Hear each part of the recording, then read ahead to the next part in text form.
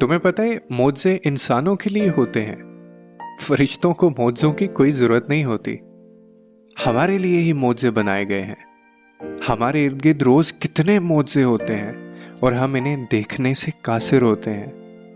ये दिन और रात का आना, रोज़ सांसों का सिलसिला बहाल होना, चांद का कभी मुकम्मल से आधा और आधे से मुकम्मल होना, अनगिनत सितारों का आसमान पर इकट्ठे टिमटिमाना, कानों में रस घोलती 5 वक्त की आजान का रूह को सुकून से भर देना, फूलों का खिलना, बादलों का आना, बारिश का बरसना, जुगनों का जगमगाना, ये सब मोज़े नहीं तो और क्या है।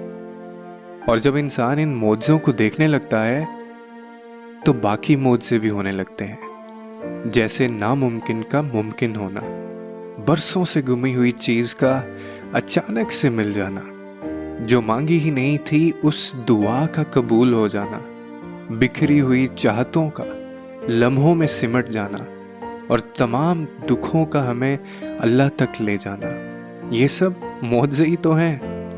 और ये मोज़े तब नजर आते हैं जब हम उन मोज़ों को देखने लगते हैं जिन्हें हम देखने से कासिर होते हैं।